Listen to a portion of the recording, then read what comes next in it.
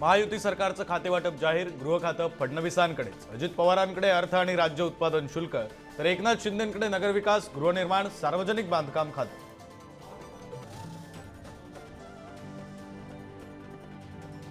खातेवाटपानंतर पालकमंत्री पदासाठी महायुतीमध्ये जोरदार रस्सीखेच. पुण्यासाठी अजित पवार आणि चंद्रकांत पाटील, बीडसाठी पंकजा आणि धनंजय मुंडे, रायगडसाठी गोगावले आणि तटकरे, तर संभाजीनगरसाठी संजय शिरसाट आणि अतुल सावेंमध्ये रस्सीखेच.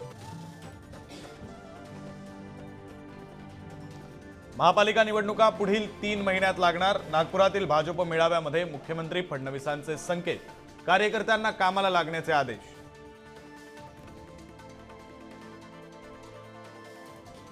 मुख्यमंत्री फडणवीस आज अमरावती दौऱ्यावर. अमरावतीच्या भानखेडामधील गुरुकुर महानुभाव आश्रमाला देणार भेट. सरसंघचालक मोहन भागवतही राहणार उपस्थित.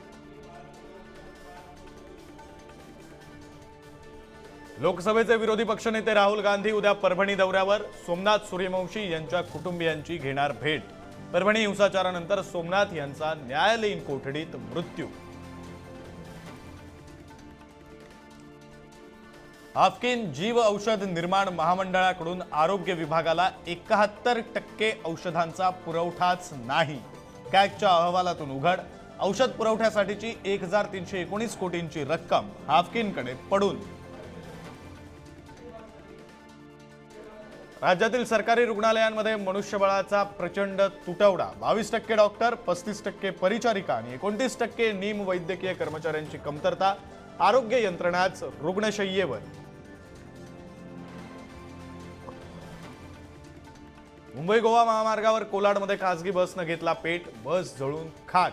लाखोंचं नुकसान. सुदैवानं जीवितहानी टळली.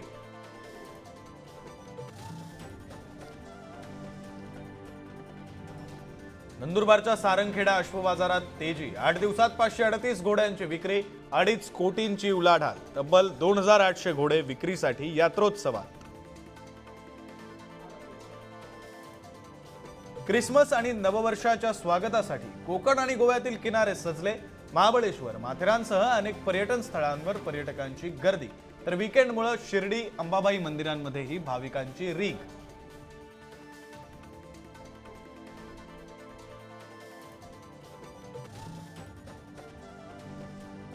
Thank you.